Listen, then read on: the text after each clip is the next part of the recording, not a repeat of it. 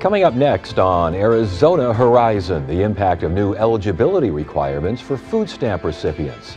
Also tonight, we'll hear about an effort to close the gender gap in healthcare innovation. And a Vietnam veteran and Gold Star father works to raise awareness about PTSD. Those stories and more next on Arizona Horizon. Arizona Horizon is made possible by contributions from the Friends of Arizona PBS, members of your public television station. Good evening and welcome to Arizona Horizon. I'm Ted Simons. The State Department of Economic Security is getting backlash for making it more difficult for food stamp recipients to prove eligibility for the program. This all follows congressional approval of new eligibility requirements for the Supplemental Nutrition Assistance Program, better known as SNAP. Joining us now is KJZZ's Cameron Sanchez. She's been covering this story. Cameron, good to see you. Thanks for coming in. Let's start with the defining, what exactly is SNAP? So it's basically food stamps, and it means that people can apply for eligibility and then able to afford food more easily if they meet certain requirements. And this is it's in all states, but Arizona has roughly 900,000 people on SNAP. At least they did until these changes went into effect. And I want to talk about that, the loss of people on the program. But this again follows Congress with new requirements. How much of an impact are those new requirements on what's happening in Arizona?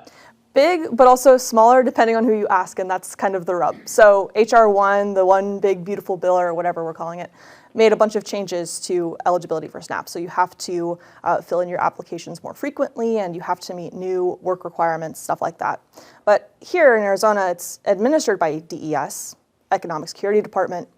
And in implementing those changes, they slashed a bunch of people. But the strange thing is that it's so much more than any other state. So the question is, what is Arizona doing differently in the name of implementing those changes? And what is Arizona doing differently? Is it, again, eligibility requirements or something else?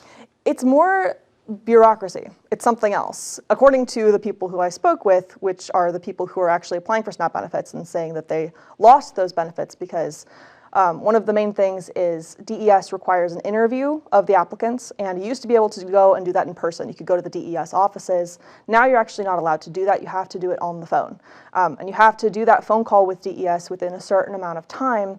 However, if they don't pick up the phone and you miss the window, you're not eligible, you lose your benefits. And that's what people told me over and over and over again. That they're not picking up the phone? Not picking up the phone. Is that a change from the way it's been in the past? Obviously it's a change. If it's phone only, I would imagine the lines are jammed.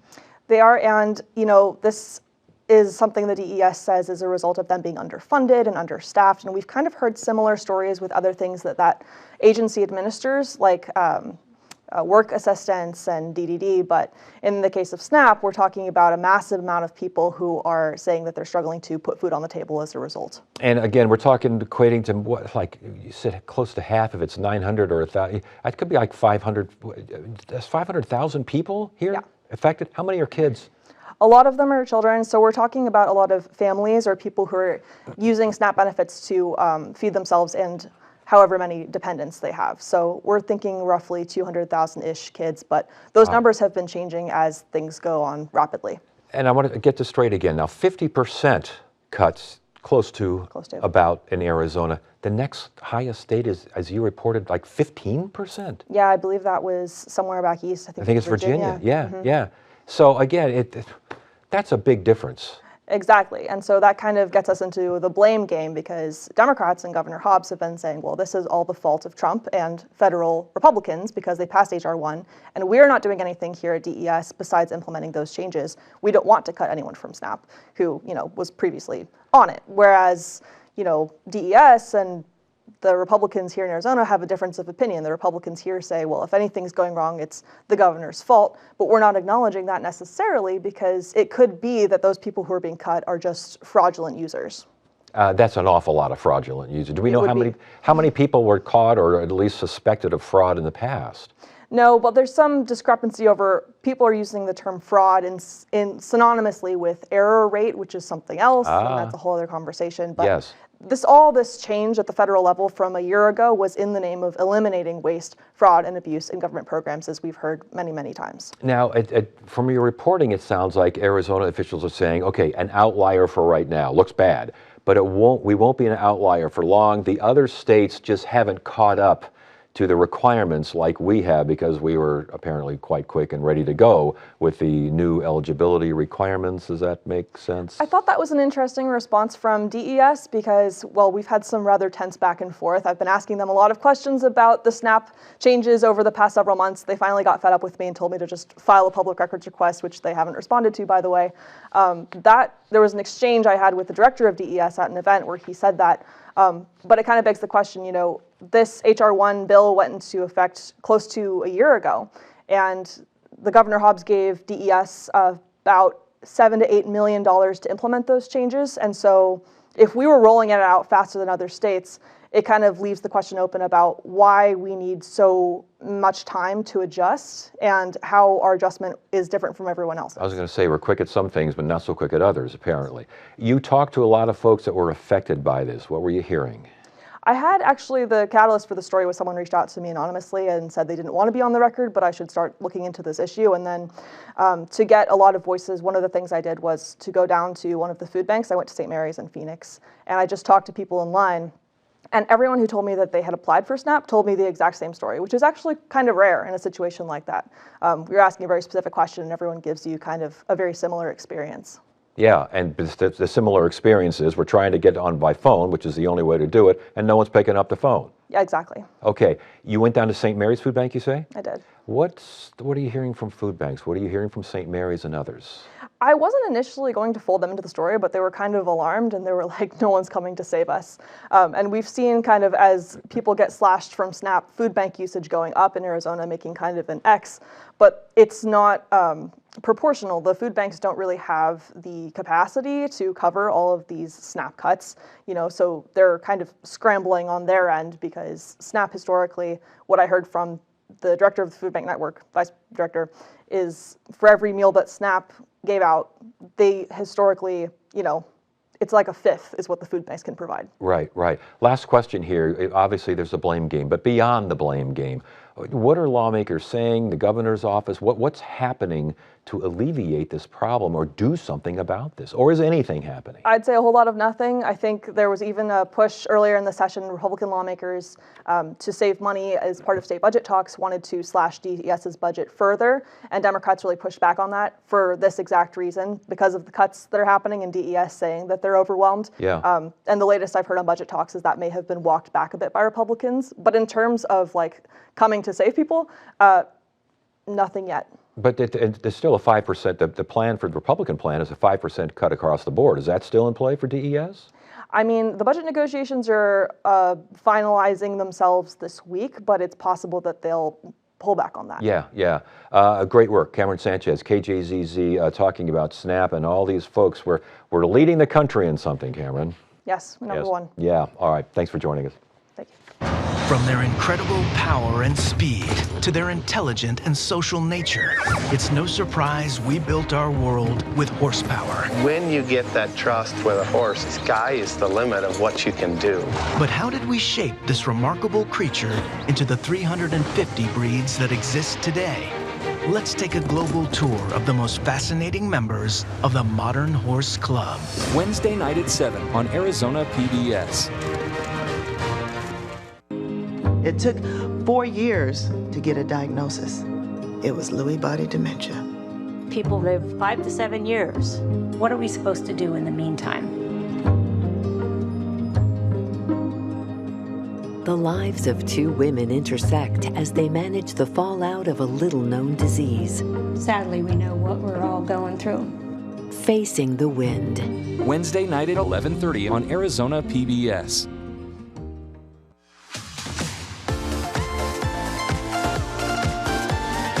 Make sure you have an empty stomach. I wanted more. Quite frankly, some of the best food I've ever had in my life. Gosh, there's so many good things about this restaurant. I'm Chef Mark Tarbell. Welcome to Check Please Arizona, the show where Arizona residents recommend their favorite restaurants. It's not what you expect, but it's good. So who had dessert? Watch Thursday at 7 p.m. on Arizona PBS. Only 4% of medical research is specific to women, yet the demand is significant and the returns even bigger. That's according to Femtech AZ, a nonprofit working to advance women's health innovation in Arizona. And to learn more, we welcome Dr. Mitzi Krockover. She's co-founder of Femtech AZ and professor of practice at ASU's College of Health Solutions. You got quite a few things going on over at ASU, don't you? Yes, it's very exciting right now. Yeah, well, let's talk about Femtech AZ. Give me a better definition. Sure, so we are an organization that is focused on connecting the ecosystem that we have here in Arizona to create create a hub for women's health innovation here in Arizona that will actually hopefully improve women's health as well as the economy. And closing the gender gap in healthcare innovation is the big goal here. Talk about that gender gap and what it's all about. Sure. I'm just going to go back a little bit and just define women's health, because I think a lot of people, when they hear women's health, they think of reproductive and gynecologic health, which is one of the buckets. But the other buckets are those conditions that manifest differently in women. So if you think about heart disease, #1 killer of women and men. But women may have different symptoms, so we manifest that differently. It may even be that we have different physiology and anatomy. The second bucket is that those conditions that are predominantly women. So you think about Alzheimer's, 67% of people with Alzheimer's are women, 80% of people with osteoporosis are women, and autoimmune diseases women are overrepresented. So if we look at women's health innovation, we can reduce that gap by more research, more data, and more investment so that we can get that into clinical care. So for those who say, yeah, but any kind of research, be it men or male or female here, any kind of research into these symptoms, into these things should become like a big umbrella. You're saying, no, you got to be more targeted. You have to basically what we call disaggregate or look at the data through a sex lens. For example, in 1993, wasn't until 1993 that we actually started bringing in women and underrepresented groups into medical research, so that basically we're doing medical research on a 70-kilogram men. That's why, again, these disparities in, for example, cardiovascular health information is different. And it wasn't until 2016 that we started looking at it even from a preclinical or animal studies, looking at sex as a biological variable, or it was mandated to do that, because we know that sex differences, even at the cellular level, are important. And so that's really important for both men and women to know what those sex differences are so that we can target solutions for those individuals. Those variables, do they apply to risk factors? Absolutely. If you look at, for example, maternal health, and unfortunately this country is number 27th of the world, behind 26 other countries in our peer group and beyond in terms of maternal mortality. And so if we look at, for example, high blood pressure in pregnancy, we know that that now is a risk factor for cardiovascular disease in women. So that's a very specific and different risk factor. And contracting diseases, different as well? It may be the way that we either manifest them or even the ones that we obviously are more exposed to. For example, more women, again, are getting Alzheimer's, but if you look at Parkinson's, it's predominantly men. Interesting. So what are those sex differences? It's so important to know. Okay, so to know, this is like a collaborative approach you have here at Femtech, correct? So with Femtech AZ, in order to get any innovations into the hands of patients and clinicians, you have to go through a process. You need the research, you need the founders who commercialize that research, and an entrepreneurial ecosystem, which we have here. You need investment, you need health systems to either pilot those technologies or even do the clinical studies. And then you need industry to be strategic partners. And so what we're trying to do is connect all of those dots so that we can bring forward and really focus on the women's health needs here in Arizona and globally, so that we can create innovations and get them into practice. And you connect those dots, and that's a big economic impact, is it not? Absolutely. We think so. If you look at just globally, McKinsey did a study that if you do close that gap, globally, you can get a $1 trillion return on investment by 2040 annually, and in the United States, $295 billion. So wouldn't Arizona want a little piece of that? So what do you want to see from Femtech AZ? What do you want to see happen involving this nonprofit? Absolutely, we want to, again, and we've had a good start. We had our Femtech Summit, Femtech Launch Summit, where we're launching a blueprint in order to, again, bring in all of those stakeholders, and many of them in leadership came to that summit, including Mayor Kate Gallego, gave our opening remarks. And then we've actually done some listening sessions between founders and investors. And we've also gone through to Tucson, Phoenix, and Flagstaff. Thank you to the Flynn Foundation for underwriting that, doing roundtables with leadership to find out, again, what are the resources, what are the needs, and how can we work together. Okay, how can people find out more? Femtechaz.com. That's easy enough, femtechaz.com. Dr. Mitzi Krockover with Femtech, good to have you here. Thanks for joining us. Thank you so much.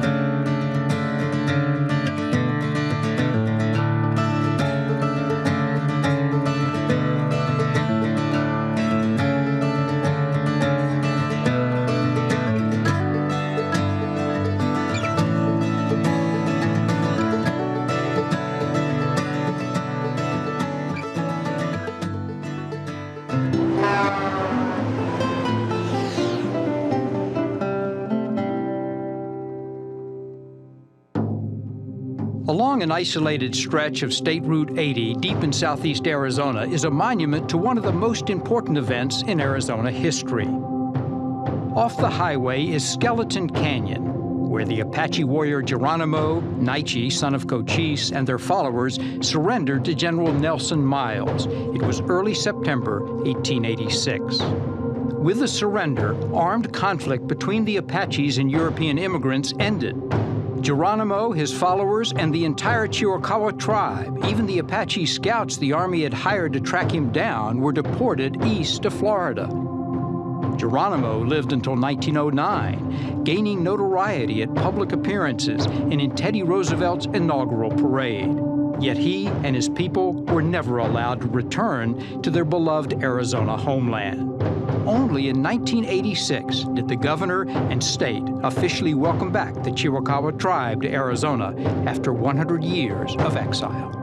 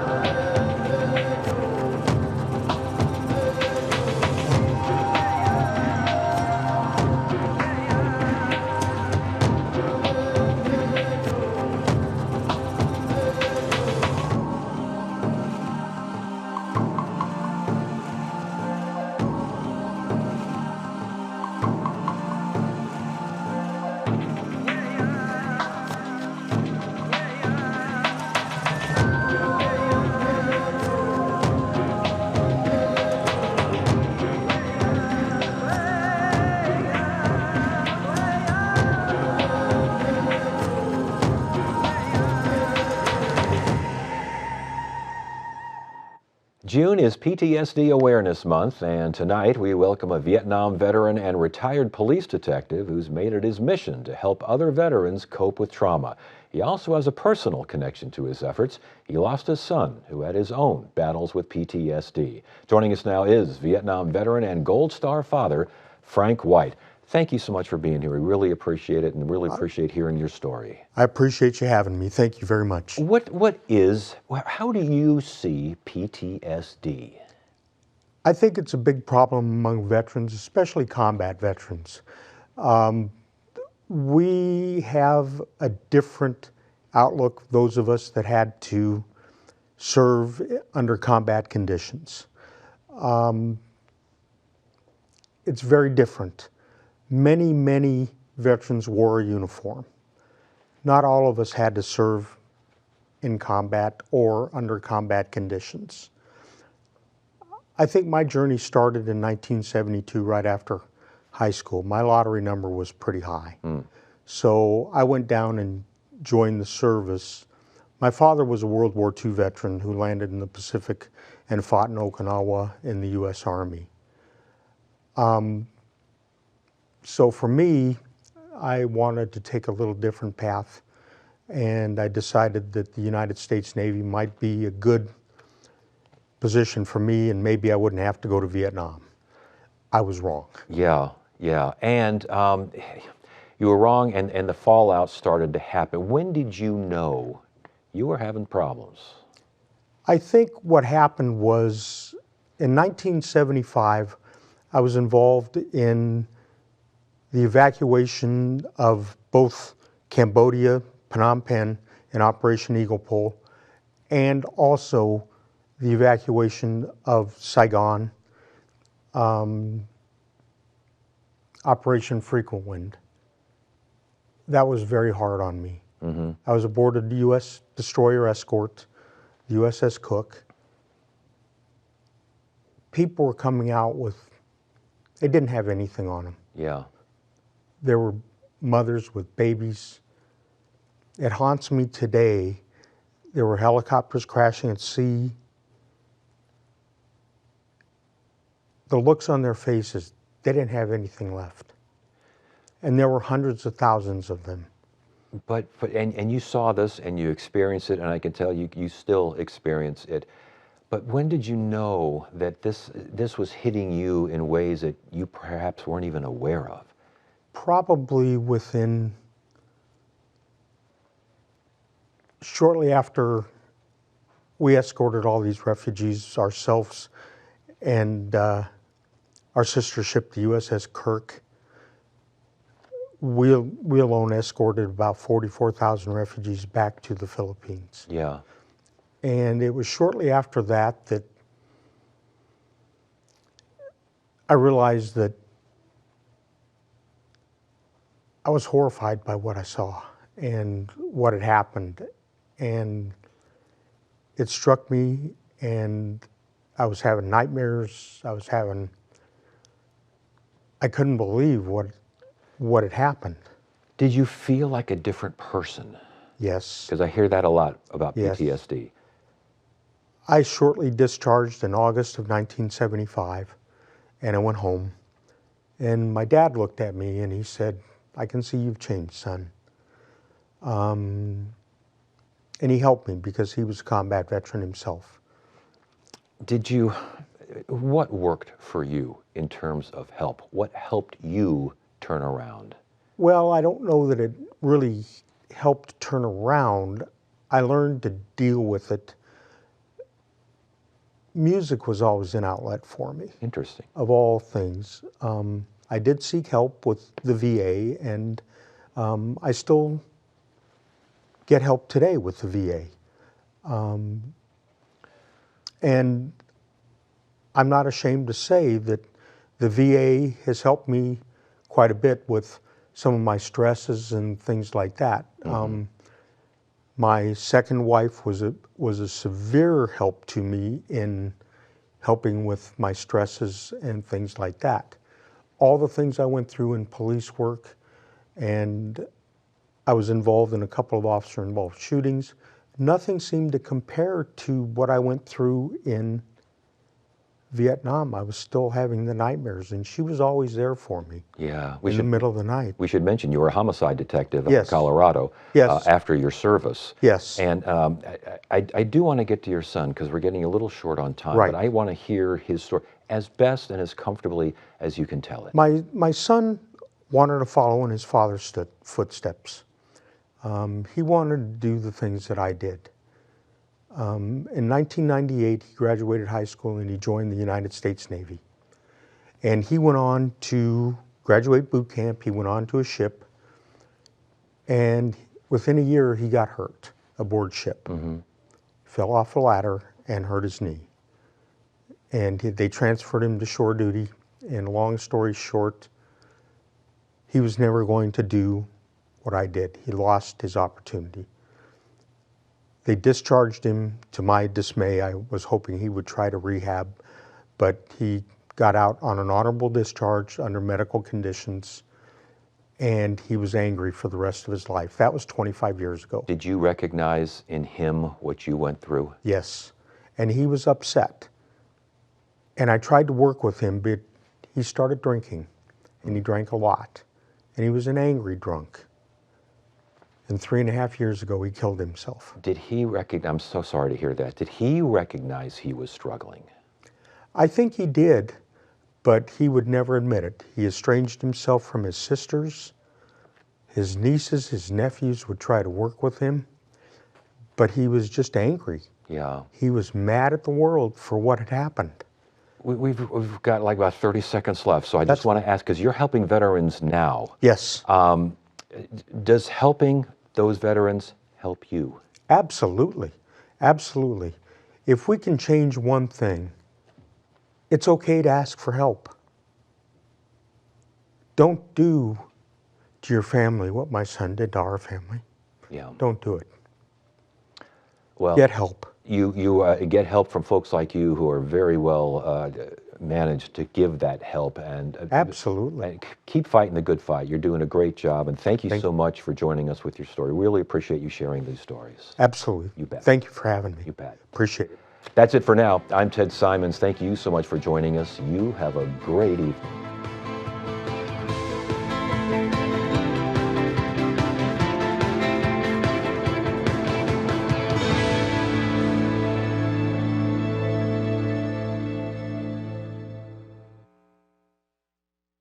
When you want to be more inspired, Arizona PBS delivers unforgettable experiences in music, theater, and the arts, thanks to members like you and Arizona State University, creating a world of opportunity, sustainability,